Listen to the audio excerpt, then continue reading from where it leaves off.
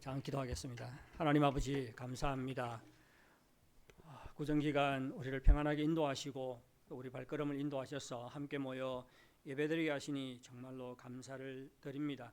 우리 예배가 온전히 하나님께 상달되기를 원하며 또 주의 은혜가 이 시간 풍성하게 우리 가운데 임하기를 원합니다. 이 시간 주의 말씀을 들을 때 선포되는 말씀 속에서 하나님의 음성을 듣게 도와주시고 하나님의 뜻을 깨닫게 도와주시고 우리의 신앙이 새로워지게 도와주시고 그래서 순종을 향한 또 새로운 발걸음을 내디딜 수 있도록 역사하여 주시옵소서. 감사하며 예수님의 이름으로 기도하옵나이다. 아멘.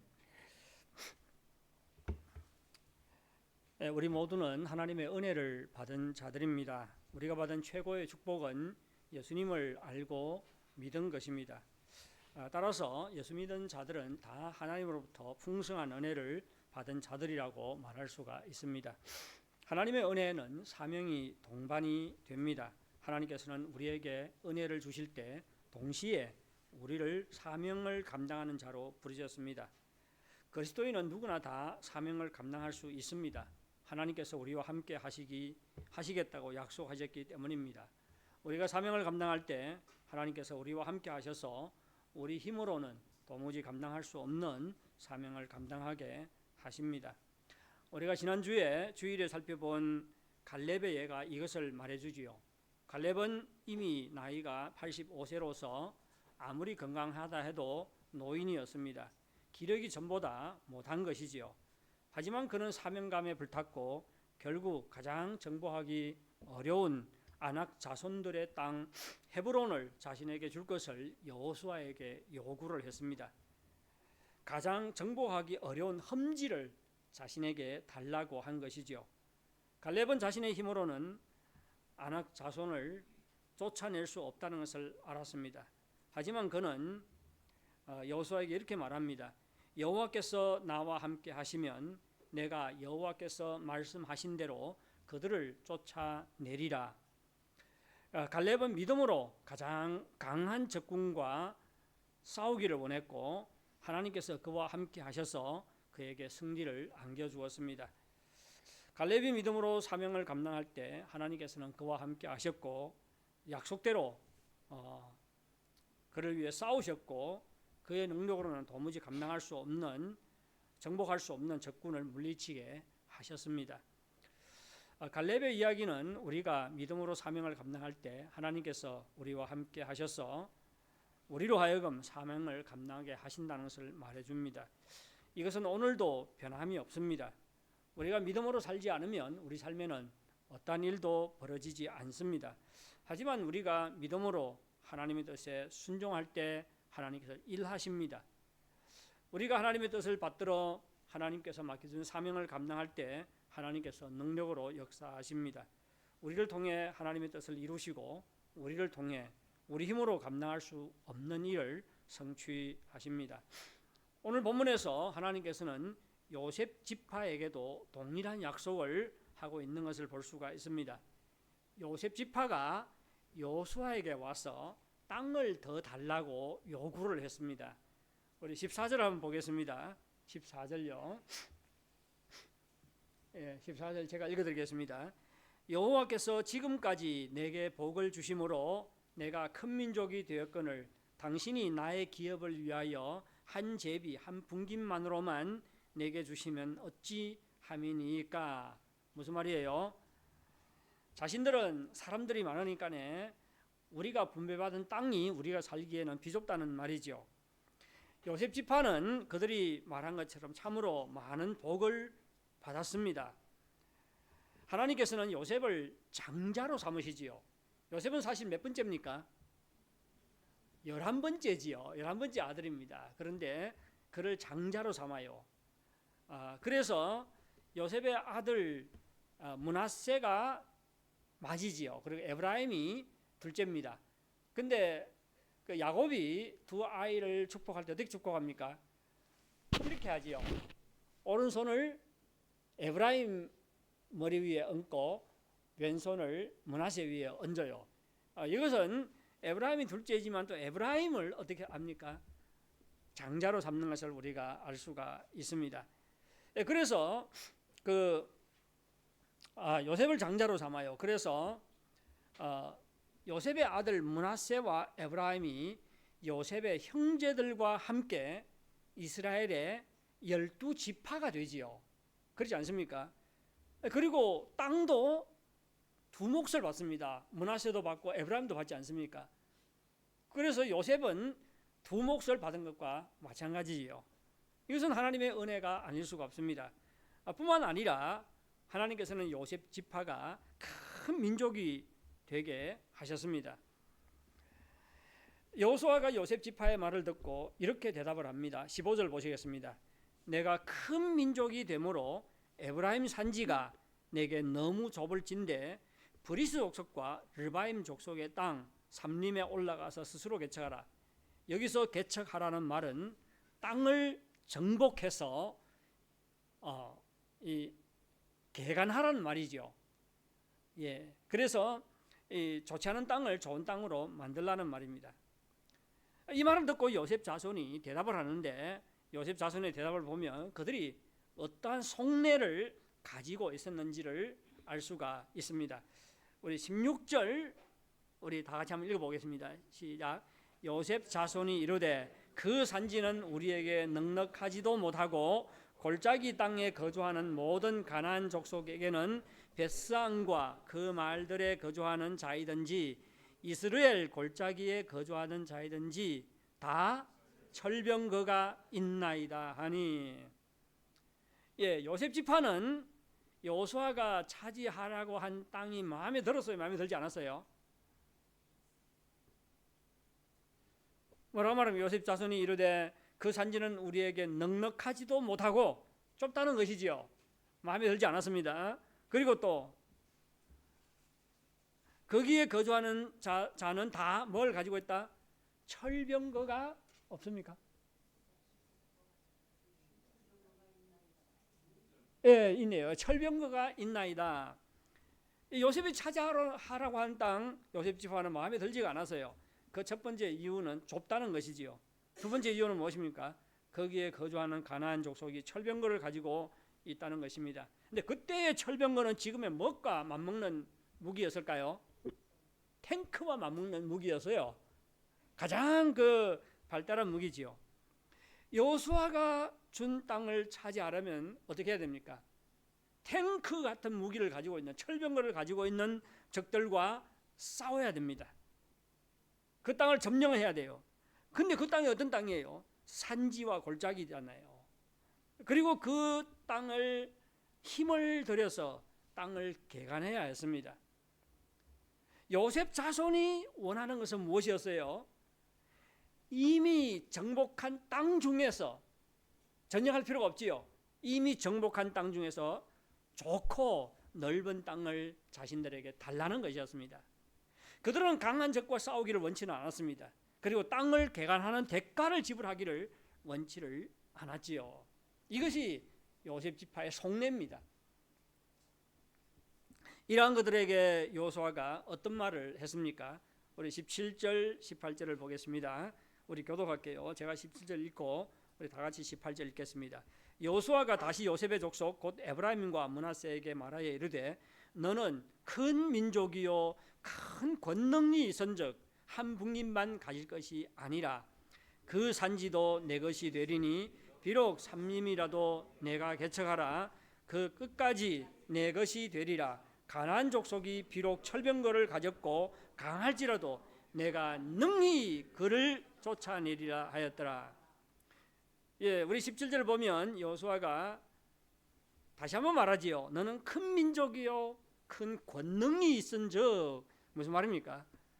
여호수아는 다시 한번 요셉 족속이 받은 은혜와 축복을 상기시킵니다. 그들이 큰 민족이요 큰 권능이 있다고 말합니다. 큰 권능이 있다는 것은 그들이 막강한 힘을 가지고 있다는 말입니다. 른도 시종이죠. 그때는 사람이 많으면 힘이 세잖아요. 예, 그런 뜻이에요.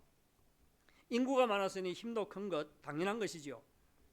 여호수아는 인구도 많고 큰 힘을 가지고 있는 요셉 족속에게 무엇을 요구하고 있습니까? 삼림이라도 개척하라고 말합니다. 그렇죠? 삼림이라도 개척하라. 무슨 말이에요? 좋은 땅을 가질 생각을 하지 말고 나쁜 땅을 차지해서 좋은 땅으로 개간하라는 말이죠.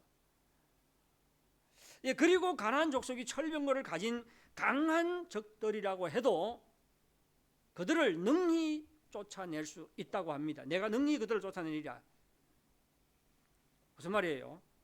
확신을 가지고 강한 적들과 싸우라는 것이죠. 왜 여호수아는 요셉 족속이 철병거를 가진 강한 적들을 쫓아낼 수 있다고 확신한 것입니까? 요셉 족속이 인구가 많고 큰 힘을 가지고 있기 때문입니까? 그렇지 않습니다. 여호수아가 그들의 승리를 확신했던 것은 하나님께서 함께 하실 것을 믿었기 때문입니다. 여호수아는 요셉 족속이 믿음으로 하나님을 의지해서 적들을 물리칠 때 하나님께서 그들과 함께 하시고 그들을 위해 싸우셔서 그들로 하여금 철병거를 가진 가나안 족속을 물리치고 승리하게 하실 것을 믿었습니다.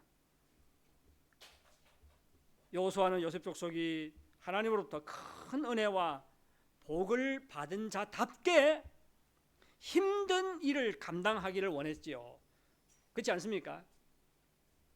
갈렙은 스스로 어땠습니까? 가장 정복하기 어려운 땅을 나에게 달라고 하고는 가서 싸워서 이기지 않나요? 그런데 요셉 족속은 어떻습니까? 우리가 사람이 많고 그러니까 이미 정복한 땅 중에서 좋고 넓은 땅을 달라고 그렇게 말하지요. 이 갈렙과 완전히 대조가 되는 것을 볼 수가 있어요. 그런데 여호수아는 요셉 족속이 하나님으로부터 얼마나 큰 은혜와 복을 받았는지 이것을 확인시켜주고, 그리고 이제는 그 큰 은혜와 복을 받은 자답게 힘든 일을 감당하기를 원했고 믿음으로 하나님을 의지해 강한 적들을 물리치기를 원했던 것입니다. 우리는 여기서 은혜 받은 자가 어떤 삶을 살아야 하는가를 확인할 수가 있습니다. 은혜 받은 자는 쉬운 길을 가려고 하지 말고 힘들고 어려운 길을 가야 합니다. 받은 은혜와 복이 더 많을수록 더욱 힘들고 어려운 길을 가려고 해야 됩니다. 그리고 은혜 받은 자는 믿음으로 하나님을 의지하고 하나님께 순종해야 합니다. 하나님의 뜻에 따라서 주님께서 맡겨주신 사명을 감당해야 합니다. 제가 이제 은퇴할 날이 서서히 다가오니까네 얼마나 빠른지 몰라요. 세월이 흘러가는 게. 그러면 은퇴한 후에는 어떻게 살까 그런 생각을 가끔 해요. 근데 두 가지 길이 놓여 있지요. 쉬운 길 그리고 어려운 길. 어떻게 해야 될까? 모르겠습니다. 은퇴하는 거 어떻게 될지. 그런데 한쪽 마음의 한쪽에는 그래도 이제는 좀 쉽게 살아야 되겠다 그런 생각을 해요. 하지만 또 한쪽에는 어떻습니까? 그래도 어려운 길을 선택해야 되겠다 그런 마음을 가지고 있습니다. 어떻게 해야 될지 모르겠어요. 참 은혜 받은 자답게 기꺼이 힘들고 어려운 길을 갈 수 있기를 바랍니다. 우리는 여기서 은혜 받은 자가 어떤 삶을 살아야 하는가 확인할 수가 있습니다. 은혜 받은 자는 쉬운 길을 가려고 하지 말고 어려운 길을 갈 수 있어야 됩니다. 받은 은혜와 복이 더 많을수록 더욱 힘들고 어려운 길을 가려고 해야 하고 더 큰 사명을 감당해야 하는 것입니다. 뿐만 아니라 은혜 받은 자는 믿음으로 하나님을 의지하고 하나님께 순종해야 합니다. 하나님의 뜻에 따라 주님께서 맡겨주신 사명을 감당해야 합니다. 여호수아는 요셉 족속이 큰 민족이요 큰 권능이 있다고 하면서 그들이 받은 은혜와 축복을 상기시킨 다음에 그들에게 삼림을 개척하고 강한 적군을 물리치라고 하고 있지요. 이것은 받은 은혜와 복이 많을수록 힘든 길을 가야 하고 더욱 큰 사명을 감당해야 한다는 뜻입니다. 지난주에 제가 말씀드린 윌버포스는 많은 재산을 물려받은 데다가 21살의 젊은 나이지요. 영국 하원 의원이 되었습니다. 그러니까 평생 우리가 얼마나 원해요. 자유주의 하잖아요. 평생 뭐 돈 걱정하지 않고 편안하게 살 수가 있었습니다.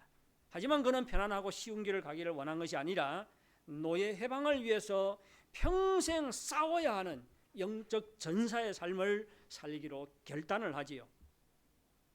받은 은혜가 클수록 감당해야 할 사명이 크기 때문입니다. 그는 노예 해방을 위해서 자신의 일생을 드렸어요. 자신의 재물을 다 드렸습니다. 여러분, 우리가 하나님의 풍성한 은혜를 받은 자답게 힘들고 어려운 길을 선택할 때 주님께서 함께 하실 것을 믿으시기 바랍니다. 우리가 하나님의 복을 받은 자답게 힘든 사명을 감당해 나갈 때 하나님께서 우리와 함께 하시고 우리 가운데 능력으로 역사하실 것을 믿으시기 바랍니다. 하나님께서 친히 역사하셔서 능히 부족하고 연약한 우리를 통해서 하나님만이 하실 수 있는 놀라운 역사를 일으키실 것을 믿으시기 바랍니다. 여호수아는 요셉 족속에게 삼림을 계단하고 철병거를 가진 가나안 족속을 쫓아내라고 했지요. 그러면 요셉 족속은 하나님께서 맡겨주신 이 사명을 감당했을까요? 요셉 족속에게 대한 땅 분배는 여호수아서 17장 18절로 끝이 나요. 우리가 여호수아서를 보면 1장부터 12장까지는 정복 전쟁입니다. 그리고 13장부터 19장까지는 땅 분배예요.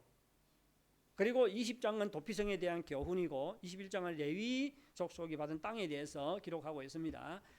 그리고 22장부터 24장까지는 여호수아가 죽기 전에 마지막 본면입니다. 근데 그러면 13장부터 19장까지가 땅 분배인데 13장은 그 요단 동편 땅의 땅 분배에 대해서 또 재확인을 해요. 그리고 14장과 15장은 유다 지파에 대한 땅 분배에 대해서 기록하고 있고, 그리고 그 16장, 17장은 요셉 지파, 에브라임과 므낫세 지파의 땅 분배에 대해서 기록하고 있어요. 그리고 18장, 19장은 나머지 7개 반지파에 대한 땅 분배에 대해서 기록하고 있습니다. 읽으면 굉장히 이렇게 어떻게 보면 지루해요. 지루해요. 하지만 그 안에는 정말로 보석 같은 그런 교훈들이 숨어 있는 것을 우리가 알 수가 있습니다. 우리가 17장 18절을 보면 여호수아의 말로 끝이 나요. 그 다음에 18장에 들어가면 나머지 7개 반지파에 대한 땅 분배에 대해서 기록을 하고 있습니다. 그래서 우리가 17장을 보면 이 요셉 족속이 여호수아의 말을 듣고 산지에 철병거를 가진 가나안 족속과 싸웠는지 안 했는지 우리가 확인할 길이 없어요. 기록을 하지 않고 있습니다. 이것으로 끝이 나요. 하지만 앞에 나오는 내용을 보면 요셉 족속이 하나님께서 맡겨준 사명을 철저하게 감당하지 않은 것을 우리가 확인할 수가 있습니다. 우리가 성경 구절 두 군데를 살펴볼 것인데 이 두 성경 구절은 에브라임 자손과 므낫세 자손이 땅을 분배받은 후에 정복 전쟁을 어떻게 했는지에 대해서 기록을 하고 있습니다. 여호수아 16장 11절은 에브라임 지파의 땅 분배를 이렇게 마무리를 하고 있어요. 제가 읽어드리겠습니다. 그들이 게셀에 거주하는 가나안 족속을 쫓아내지 아니하였으므로 가나안 족속이 오늘까지 에브라임 가운데 거주하며 노역하는 종이 되니라. 여기서 오늘까지는 언제 오늘이라고 여호수아서를 기록한 사람이 오늘이라고 할 때 이것은 여호수아가 살아있을 때예요? 죽은 다음입니까? 우리가 성경 순서를 보면 이 16장에 지금 오늘까지 어떻게 해요? 오늘까지 그 에브라임 가운데 거주하며 노역하는 종이 되니라 그렇게 말하고 있잖아요. 그리고 17장에 가서 여호수아가 어떻게 말합니까? 너희는 능히 쫓아내리라 이렇게 말하고 있지요. 우리가 이 기록한 순서를 보면 어떻습니까? 그 여호수아가 살아있을 때 벌어진 일 같아요. 하지만 그 시간 순서로 기록한 것이 아닙니다. 우리가 그 여호수아가 살았을 때는 이스라엘 백성들이 잘 싸워서 잘 싸우지 않았습니까? 아주 잘 싸웠어요. 근데 여호수아가 죽은 다음에 그 다음 세대는 장로들이죠. 장로들이 살아있을 때에 잘 싸우지 않습니다. 따라서 이것은 언제 벌어진 일이에요? 장로들이 살아있을 때 벌어진 일이에요. 여호수아가 죽은 다음에. 따라서 여호수아서는 여호수아가 살아있을 때 기록한 것이 아니고 언제? 적어도 사사시대나 사사시대 후에 기록한 것입니다. 그러면 오늘까지가 언제예요? 여호수아서를 기록할 때지요. 그때 이미 여호수아는 세상 떠고 없었습니다. 네, 에브라임 족속은 게셀에 거주하는 가나안 족속을 쫓아내지 않았다고 말합니다. 그리고 그들을 자신들의 종으로 삼았다고 말하고 있지요. 하나님께서는 가나안 족속을 모조리 쫓아내라고 하셨지만 에브라임 족속은 하나님의 말씀에 불순종했습니다. 왜 불순종했어요? 불순종한 원인이 무엇입니까? 그들을 가나안 족속을 쫓아내지 아니하였으므로 가나안 족속이 오늘까지 에브라임 가운데 거주하며 뭐가 됐다? 노역하는 종이 되니라. 왜 쫓아내지 않았어요? 그들을 종으로 부려먹기 위해서지요. 그들을 종으로 부려먹기 위해서입니다. 집에 부려먹을 종이 있으면 삶이 편할까요? 편하지 않을까요? 더 편하겠지요. 에브라임 족속은 자신들의 편안한 삶을 위해서 하나님의 명령에 불순종했던 것입니다. 자신들의 편안한 삶, 하나님의 명령에 순종하는 삶, 어떤 것을 더 중요하게 생각했어요? 자신들의 편안한 삶입니다. 자신들의 편안한 삶을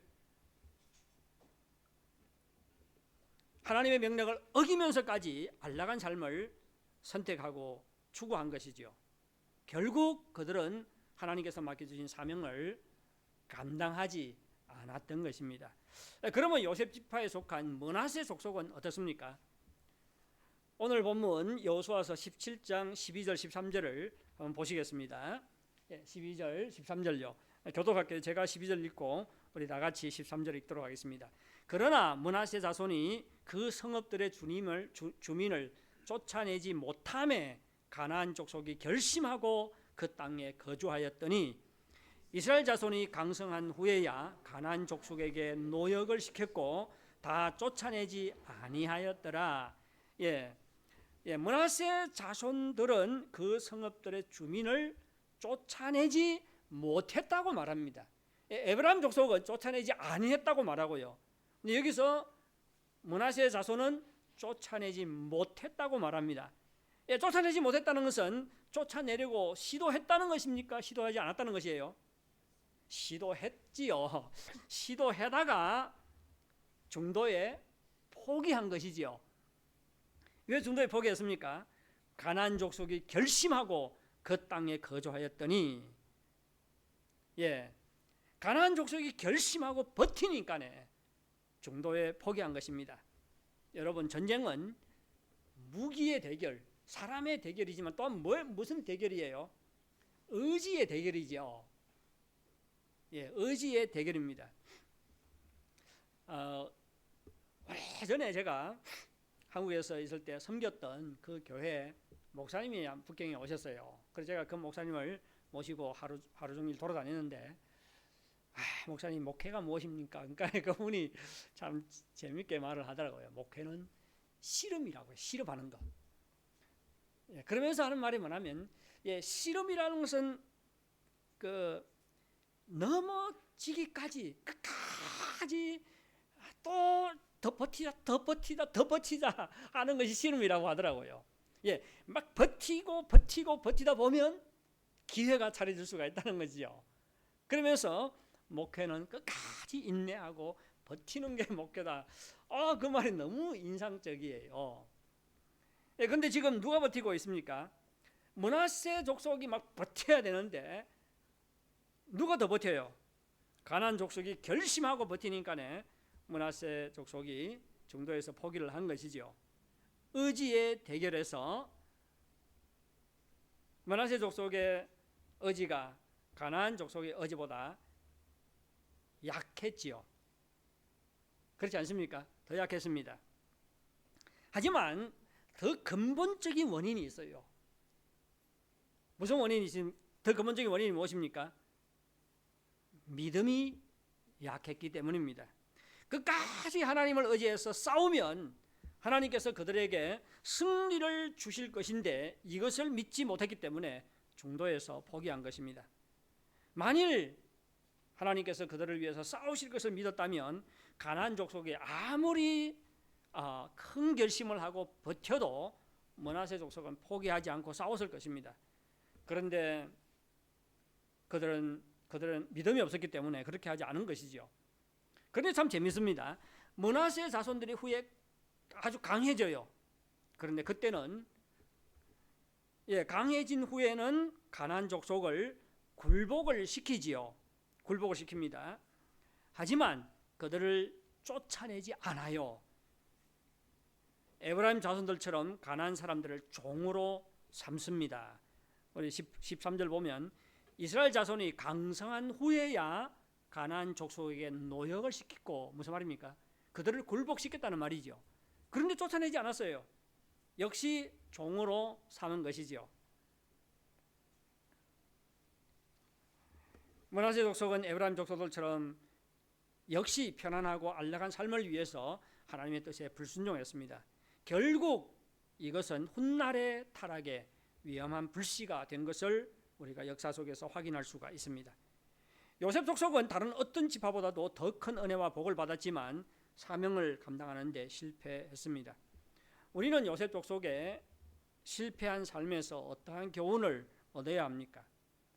우리는 하나님께서 맡겨준 사명을 충실히 감당하기 위해서 어떻게 해야 할까요? 우선 우리의 믿음이 하나님의 은혜 안에서 강해져야 합니다. 우리는 하나님의 은혜를 받아야 할 뿐만 아니라 그 은혜를 받을 때에 은혜 받는 것으로 기뻐하고 감사하는 것으로 그치지 말고 그 은혜로 인해서 우리의 믿음이 강해져야 합니다. 은혜만 받고 믿음이 성장하지 않으면 감사하는 것으로 끝이 나지요. 우리는 하나님께 순종하고 사명을 감당하는데 실패하게 됩니다. 요셉 족속은 인구도 많고 세력도 컸습니다. 하나님의 은혜와 축복입니다. 하지만 그들은 믿음이 약했습니다. 에브라임은 남은 가나안 족속과 전쟁도 하지 않았고 므낫세는 싸우다가 중도에서 포기했습니다. 이들의 공통점은 믿음이 약한 것입니다. 그렇게 큰 은혜와 복을 받았음에도 불구하고 하나님께서 그들과 함께 하셔서 그들로 하여금 승리하게 할 것이라는 것을 믿지를 않았던 것입니다. 여러분, 하나님의 뜻에 따라 사명을 감당하는 삶을 살기 위해서 우리의 믿음이 하나님의 은혜 안에서 강해져야 합니다. 우리는 하나님의 은혜를 받기를 사모해요. 하나님께서 우리에게 은혜를 주신다는 것은 우리 삶 가운데 역사하시고 일하신다는 것을 말하지요. 그러면 하나님의 일하심과 하나님의 은혜를 경험하게 되면 은혜를 받는 것으로 그치지 말고 우리에게 은혜를 주신 하나님을 더욱 깊이 알아가야 됩니다. 그래서 우리의 믿음이 더욱 성장하고 강해져야 합니다. 이때 우리가 하나님께서 주신 사명을 감당할 수가 있습니다. 두 번째로 우리는 믿음으로 끝까지 하나님을 의지해야 합니다. 믿음으로 하나님을 믿음은 하나님을 의지하는 것이죠. 하나님을 의지하기를 포기하는 것은 믿음을 포기하는 것입니다. 우리가 믿음으로 끝까지 하나님을 의지해야 하는 것은 순종의 길, 사명을 감당하는 길이 결코 쉬운 길이 아니기 때문입니다. 여러분, 우리의 앞길은 결코 순탄하지가 않지요. 넘어야 할 고비들이 참 많습니다. 우리가 처한 지금의 환경을 한번 보시기 바랍니다. 더 어려울 거라고 해요. 이번 해가 더 어려울 거라고 합니다. 경제적으로 더 어려울 거라고 합니다. 그리고 우리 자신의 능력은 참으로 약하고 한계가 있지요.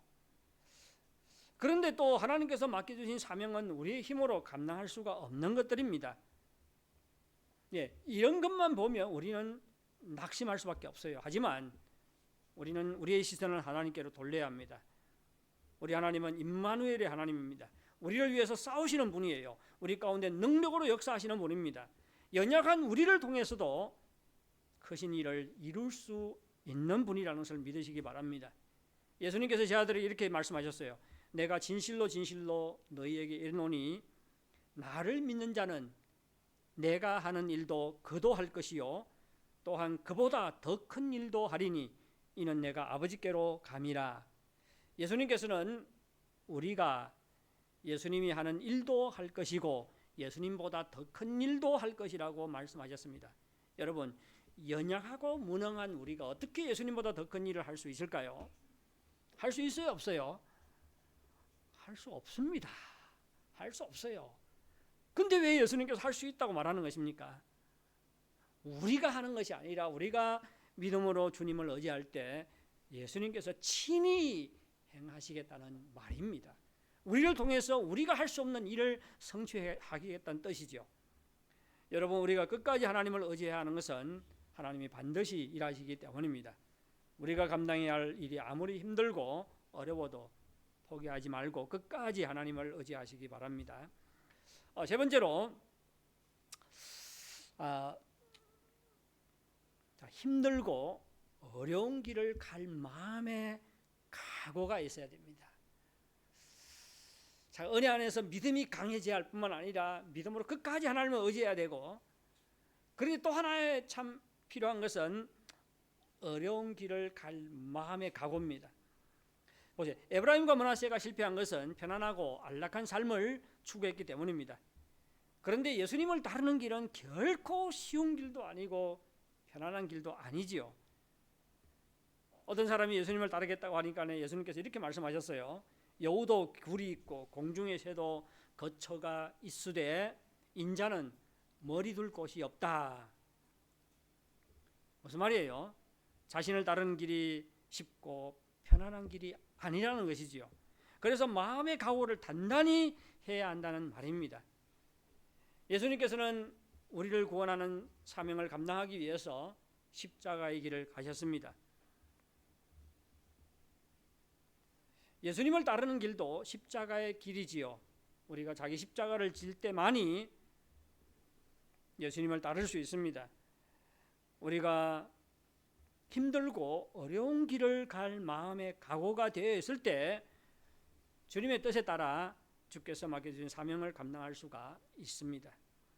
사랑하는 성도 여러분, 우리는 하나님으로부터 풍성한 은혜와 축복을 받은 자들입니다.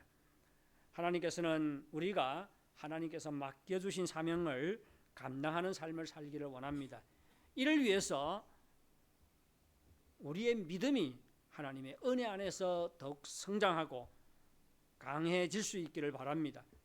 그리고 믿음으로 끝까지 하나님을 의지하시기 바랍니다. 쉽고 편안하고 안락한 삶을 살려고 하지 말고 힘들고 어려운 길을 걸어갈 마음의 각오를 하시기 바랍니다. 여러분, 교회가 세워지고 성장하는 데는 많은 사람들의 수고와 땀과 희생이 녹아 있습니다.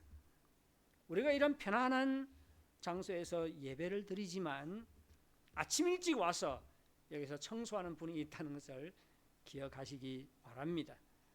교회가 그래도 이만큼 유지되고 지속되는 것은 정말로 그 뒤에서 수고와 땀과 희생을 지불하는 사람들이 있습니다. 은밀한 중에 계시는 하나님께서 기억하고 갚아 주실 것입니다. 이번 한 해에는 이 자리에 있는 모든 분들이 주의 몸된 교회와 하나님 나라를 세우기 위해서 믿음으로 사명을 감당하는 여러분들이 될 수 있기를 바랍니다.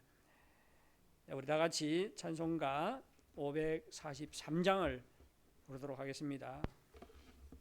어려운 일 당해도, 어려운 일 당할 때 이 찬양을 부를 때 믿음으로 어려운 길 가겠다는 결단을 할 수 있기를 바랍니다. 그리고 아무리 어려워도 믿음으로 끝까지 주님을 의지하는 삶을 살게 해달라고 기도하겠습니다. 그런 마음으로 찬양을 부르도록 하겠습니다.